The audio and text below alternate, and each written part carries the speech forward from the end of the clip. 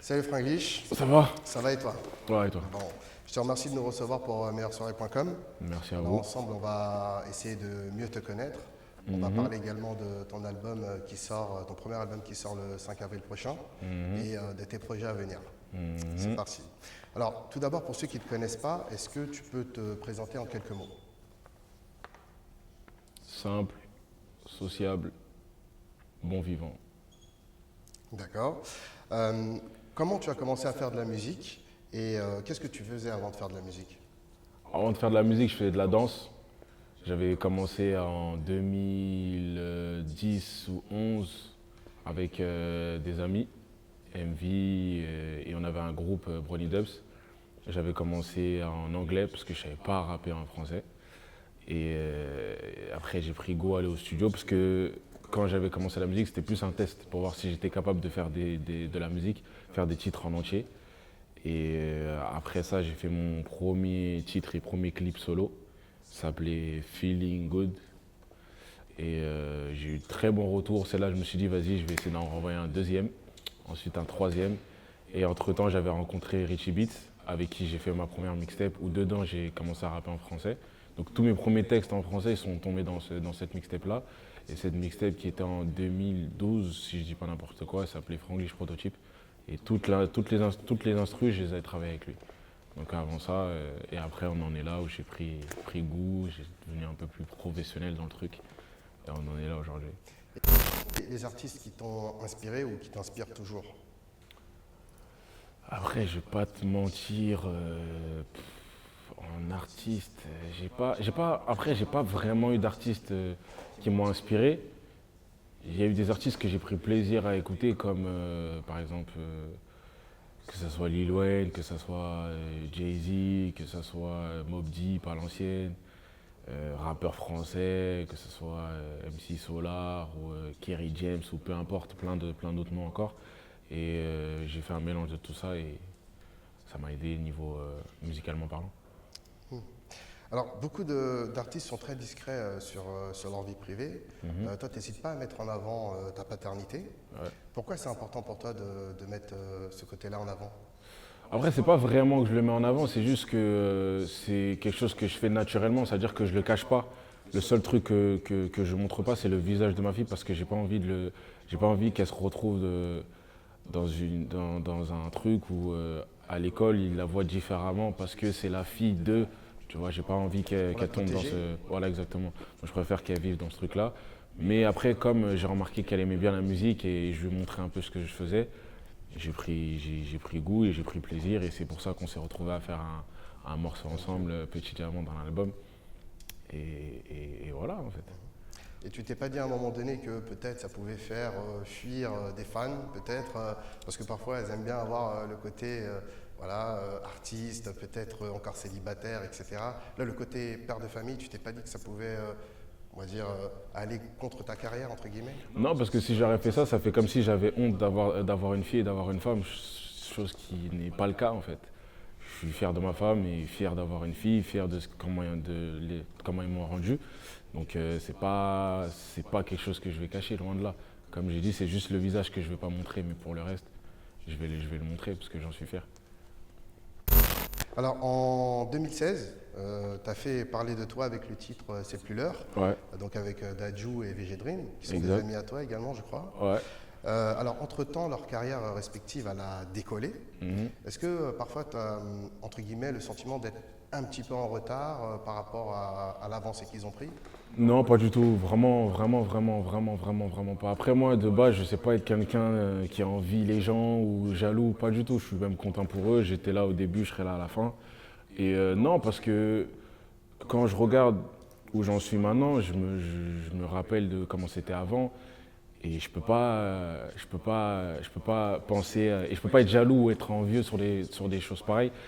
Parce que quand je vois que je fais des showcases et que c'est rempli, que je fais des millions de vues, et que par exemple, quand j'ai fait la tournée avec Dadju et que je faisais les premières parties, à aucun moment je me suis dit que les gens ils allaient chanter mes titres de A à Z. Moi, pour te dire, pour être honnête avec toi, je me suis dit que quand j'allais faire la tournée avec Dadju, ils allaient chanter C'est plus l'heure, pas plus.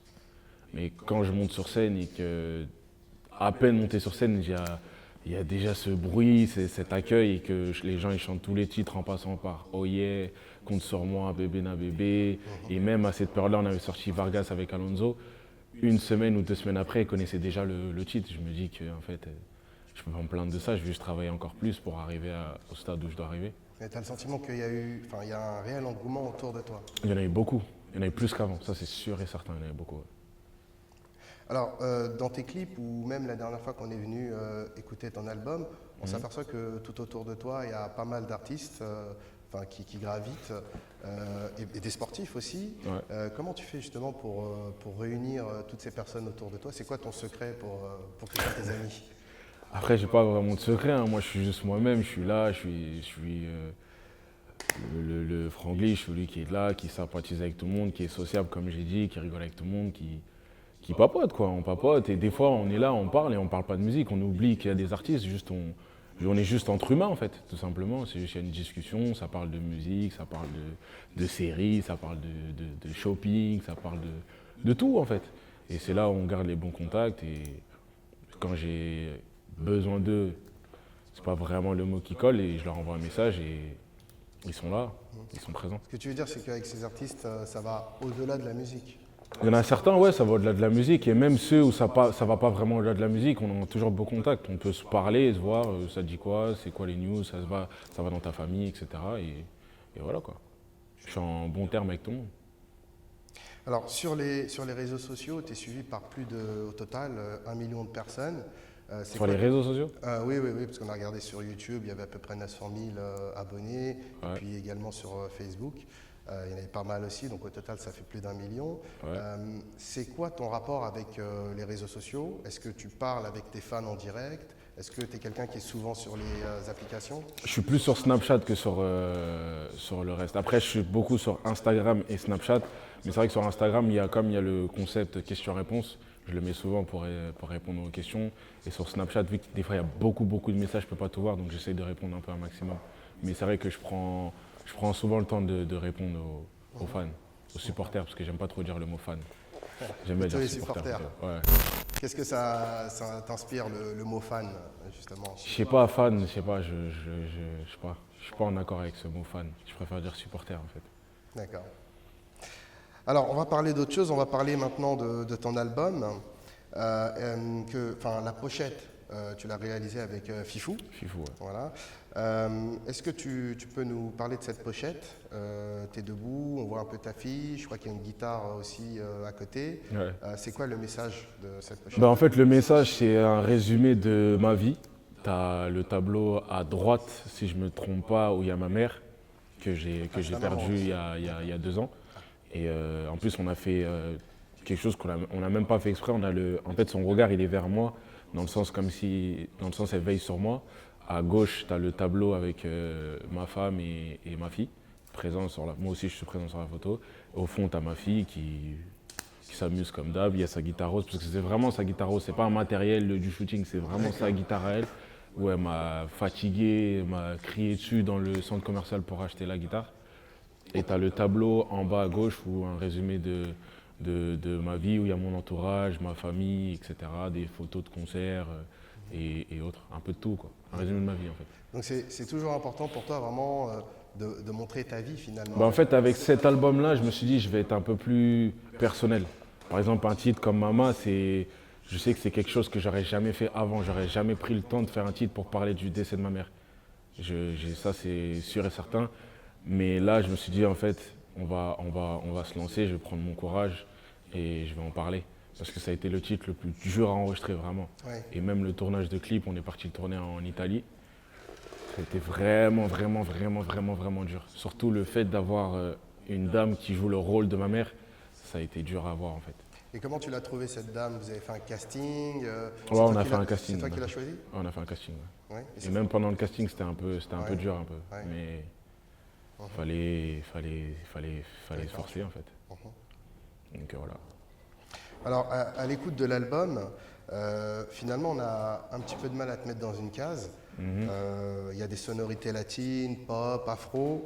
C'est quoi le style Franglish? Franchement, même pour être honnête avec toi, j'ai pas de style précis en fait, parce que la plupart de mes projets, dont celui-là aussi, ça a souvent été présenté comme si c'était des cartes de visite. Parce que vu que je suis un mec qui écoute un peu tous les styles, donc naturellement, je fais un peu de tout en fait. Après, le gros coup de cœur que j'ai eu pendant que j'enregistrais cet album, ça a été la guitare. J'aime beaucoup la guitare, c'est pour ça que dans l'album, il y a beaucoup, beaucoup de guitare. Mais si je devrais me mettre dans une catégorie, je dirais juste artiste, musique urbaine en fait. J'ai pas de style précis. Il peut y avoir du rap, comme du R&B, comme je sais pas, le reggaeton, comme autre chose. Je pense qu'aujourd'hui dans la musique, on va dire l'époque des cases, c'est fini finalement. Je Tout pense le que monde, ouais, c'est fini. Ouais. Je pense que c'est fini. On arrive dans une période où maintenant les gens accrochent dès la première mélodie, dès le premier message. Ils sont plus dans le style, ouais, mais lui, son thème à lui, il fait ça, donc il peut pas faire ça. Ils sont plus dans ça en fait. Il n'y a plus de règles en vrai. Tout a changé. Alors, un peu comme ton ami Vigidream qu'on a reçu il y a quelques temps sur meilleursoirée.com, Ouais. les femmes sont souvent au cœur de tes morceaux. Pourquoi c'est important pour toi de parler des relations de couple? Après, c'est pas ça s'est fait naturellement. Tu vois, un titre par exemple comme C'est plus l'heure, ça s'est fait mais naturellement. Ça a été du hasard un peu. On est avec Dadju, on se dit viens on va au studio, on appelle Seisei, on commence à composer le son. Dadju il démarre avec la première mélo, après l'heure c'est plus l'heure.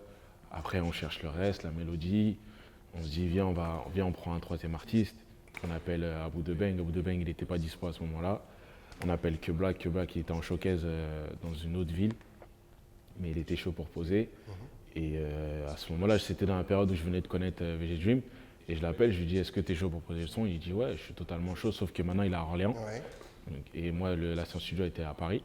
Donc après, j'appelle 2-3 amis à moi qui vont le chercher. Et il vient, on fait le morceau, on fait le son en deux parties. On fait le son en deux parties. Et après, c'est parti de là, le son, on l'a enregistré. Tout le monde sentait le truc, mais moi, je sentais rien au niveau de. J'aimais beaucoup le son, mais j'étais pas en train de me dire, c'est sûr qu'il va péter ce son. Je me disais juste que c'est un bon son, on va voir ce que ça va donner. Et c'est encore plus choquant parce que faut savoir que quand le son est sorti, quand il a marché, quand il y a eu son million de vues, etc., j'étais pas au courant parce que j'avais pas de téléphone, mon téléphone s'est cassé. À ce moment-là. Et j'avais pas de téléphone et j'étais entre la maison et la maternité parce que j'étais sur le point d'avoir ma fille justement. Ah oui. Ouais. C'est-à-dire que quand ça a marché, je n'étais pas au courant en fait. Ouais, t'as eu deux bonheurs dans la même période. Finalement. Exactement, c'est juste mon manager qui me dit tiens regarde sur Instagram parce qu'il gérait mes réseaux. Ouais. Et il me dit tiens regarde et je vois il y a le million de vues. Je crois que c'était mon premier million de vues après Oye que j'avais fait avec Lefa. Et c'est là que je me rends compte en fait le son il commence à faire son truc. Et une fois on sort en boîte pour histoire de décompresser un peu, je suis avec Black M, Dadju et le manager Justinson. Et quand on rentre dans la boîte, je comprends pas, mais les gens ils me regardent un peu, je comprends pas, moi je me dis mais qu'est-ce qui se passe en fait? J'ai fait quelque chose, je sens pas bon, je suis puant, qu'est-ce qui se passe en fait? Il y a un dossier qui tombe sur moi, c'est quoi le truc? Mais j'entendais que des si, mais si c'est lui, il est là, mais si c'est lui, c'est lui. Mais à ce moment-là, je suis pas au courant en fait. Ouais. Et quand le son démarre dans la boîte, je vois que tout le monde crie, tout le monde chante le son de A à Z, et c'est là que je me suis rendu compte que le son il avait marché. Est-ce que tu penses que, parce que finalement il y a eu des absents qui n'ont pas pu venir sur ce morceau-là, et puis entre guillemets vous avez pris Vigidream au dernier moment, est-ce que finalement c'était un bon hasard? Ouais, c'était un bon Ça hasard. aurait été pareil si les autres avaient accepté, tu penses? Bah, ça, Enfin, s'ils avaient eu le temps. je pourrais pas dire, mais je sais que le refrain, il aurait fait le même effet. Ça aurait été posé pareil. Je pense qu'avec n'importe quel artiste, que ça soit que Black ou Abou Debeng, ou même NASA si tu veux, ce son il aurait pu marcher aussi pareil, de la même manière. Alors, sur cet album, le titre Petit Diamant, Ouais. tu l'as fait en duo donc, avec ta fille, Ouais, que tu prénommes Baby Glitch, c'est ça? Big Glitch, ouais. D'accord. Est-ce que c'est le morceau dont tu es le plus fier sur l'album? Ouais, parce que en fait, je savais déjà qu'elle aimait la musique, et qu'elle aimait beaucoup la musique et qu'elle avait ce truc de me reconnaître facilement à la télé ou sur YouTube ou peu importe. Mais je savais pas qu'elle allait prendre plaisir à enregistrer le son rapidement comme ça en fait.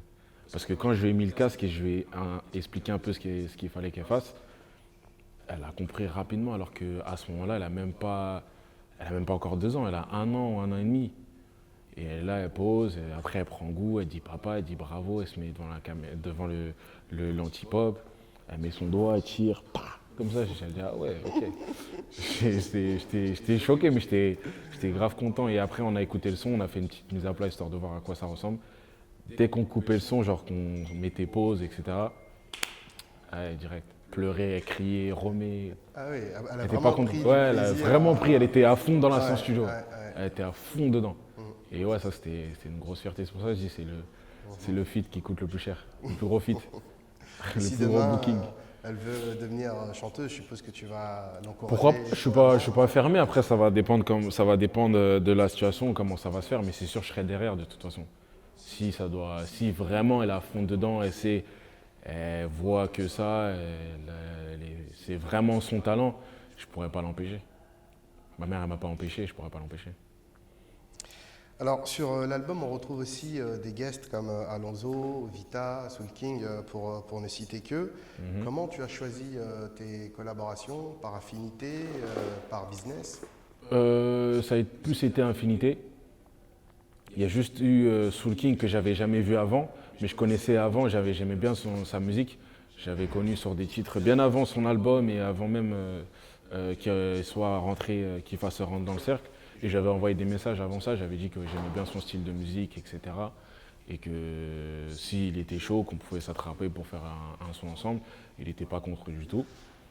Et après, on s'était un peu perdu de vue parce qu'il avait sorti son album, il était dans la promo, etc.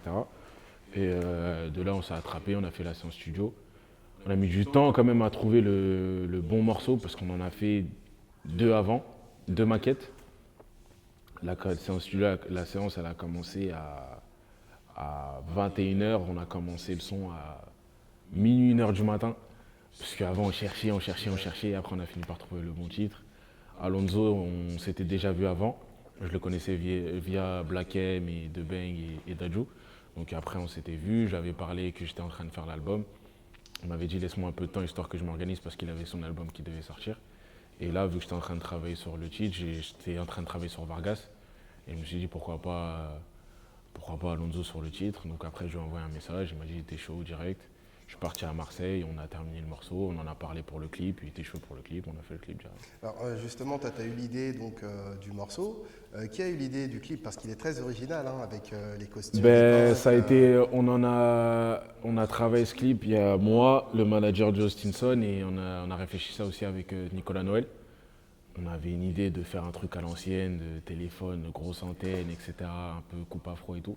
Donc ouais, l'idée, on l'a cherché à trois, et puis même Alonso ici, il était d'accord avec, et on est parti sur ça. Alors, c'est ton premier album. Avant ça, tu avais sorti des mixtapes. Ouais.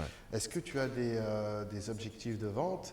Et à partir de combien de ventes tu considères que c'est un succès? Je pense pour tout le monde qu'à partir du disque d'or, on sait que c'est un succès. Et si ça part jusqu'au platine, double platine, triple diamant, bon, on sait très bien que c'est un succès. Mais moi, ce que je vise, ouais, déjà que ça fasse bien le tour comme il faut, que ce soit en France ou dans le monde ou en Afrique ou autre. Et si on peut se donner les moyens et pouvoir atteindre le disque d'or avec la force du public, ça serait parfait. Et ensuite de pouvoir partir sur une tournée en France et encore en Afrique ou autre, ce serait parfait. Donc ouais, on va dire déjà essayer d'atteindre le disque d'or et si on peut pousser encore, on pousse et pouvoir faire une tournée. D'accord, alors la dernière question concernant ton album, ensuite on abordera un autre sujet. Alors pour une personne qui ne te connaît pas, qu'est-ce que tu lui dirais justement pour venir découvrir ton univers musical? Qu'est-ce que je pourrais lui dire? Surtout que moi j'ai du mal à vendre parce que je ne m'écoute pas moi-même. Je dirais. C'est un album où voilà, tu vas prendre du plaisir. Ouais, je dirais tu vas t'amuser, tu vas danser, tu vas réfléchir, tu seras triste un moment, tu seras touché. Va écouter l'album et tu me diras ton top 3. Et je lui dirais va écouter Petit Diamant, et va écouter Comme ça avec Dadju, va écouter Déçu avec Soul King, Bombardé. En vrai, va écouter tout l'album en fait pour faire plus simple. C'est un album qui permet aussi de mieux te connaître. Aussi, ouais. Beaucoup mieux. On pourra mieux m'identifier avec cet album. Alors on va parler des vues sur YouTube. Est-ce que pour toi c'est on va dire une mesure importante pour juger de la qualité d'un artiste ou alors même si on a très peu de vues, ça ne remet pas en question la qualité de l'artiste? Non, ça ne remet pas en qualité l'artiste parce que moi-même, déjà, si je me prends un exemple, quand j'avais commencé la musique, je faisais 1000 vues, 2000 vues, je faisais pas énormément de vues. Pourtant, j'avais plein de gens autour de moi qui aimaient beaucoup ce que je faisais. C'est pas pour autant que ça m'a mis en doute. Ça m'a remis le doute. Et même, pour te dire, même maintenant, j'ai des titres qui n'ont pas des 10 millions de vues, mais en showcase ou en concert, ils le chantent comme si c'était un titre qui avait 100 millions de vues, tu vois. Donc les vues comptent, mais pas forcément, pas vraiment en fait, pour être honnête avec toi. Alors justement, tu parles des showcases. Côté club, ces temps-ci, on te voit un petit peu moins sur Paris, à Ouais. ma connaissance.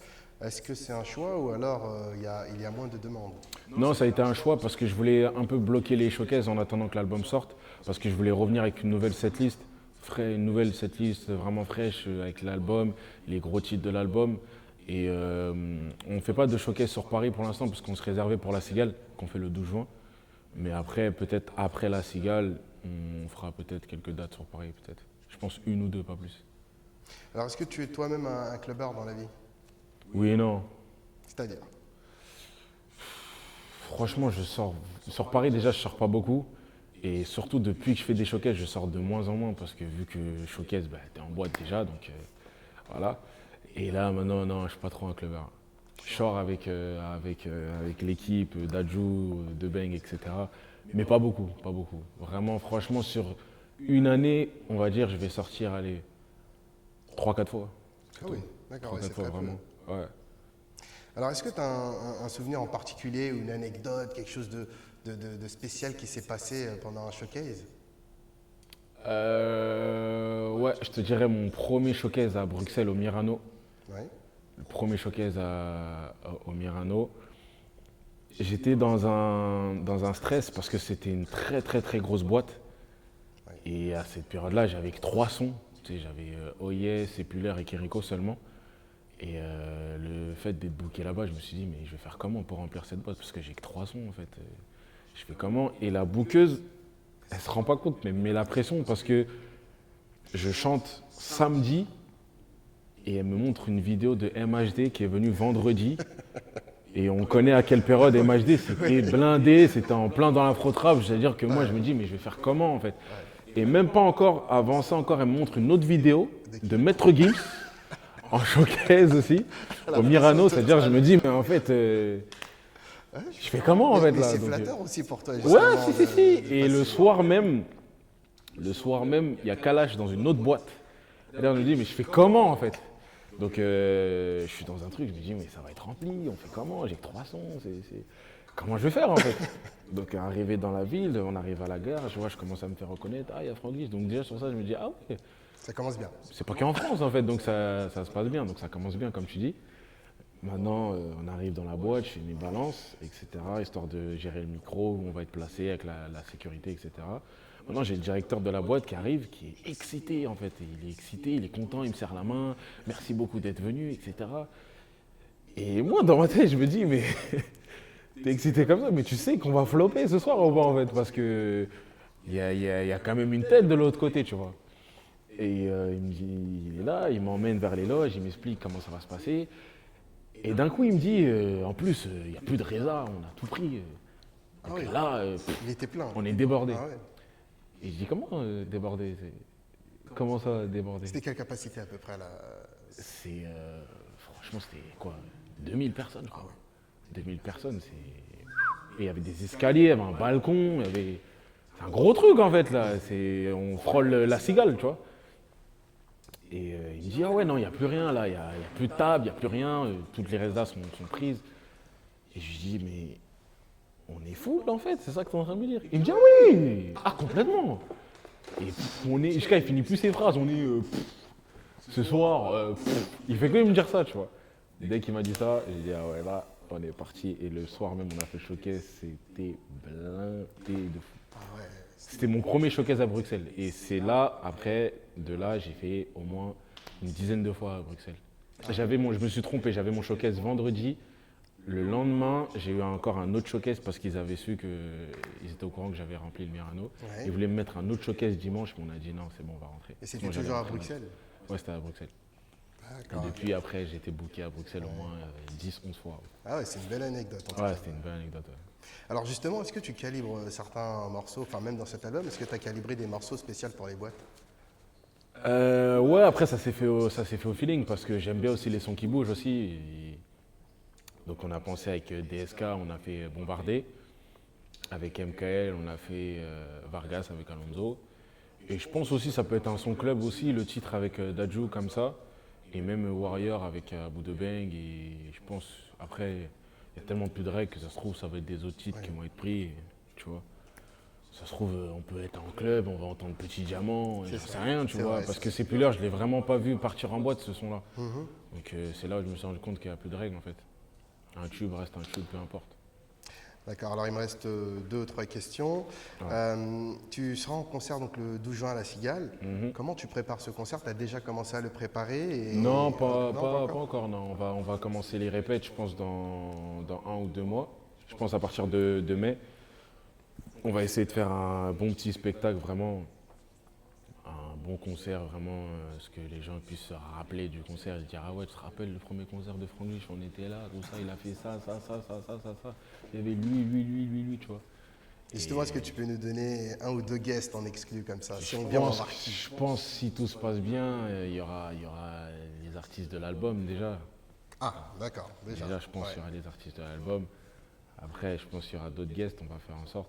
Des guests qui ne sont pas dans l'album et des guests où on ne s'est jamais croisés, où les gens ne nous ont jamais vus ensemble. On va faire en sorte de les ramener. Vu comment c'est parti, c'est possible. Et même après, niveau live, jeu de scène, etc., on va travailler tout ça. Mais je suis sûr et certain que ce sera un très beau concert, c'est sûr. D'accord. Alors ma dernière question, pour toi, ça serait quoi la consécration? Ça serait plutôt un disque de diamant, un Olympia ou carrément un Bercy? Je te dirais un disque de diamant, une tournée des Zéniths avec un Bercy, un Energy Music Award. La totale. La totale en fait, je me mets pas de limite en fait. Pour moi l'impossible n'existe pas donc il n'y a pas de limite. Il y a 10 ans de ça ou même moins, quand j'ai commencé la musique, on m'a dit que c'était impossible. Juste on m'a dit déjà mon nom c'était compliqué, on m'a dit mon style de musique c'était compliqué.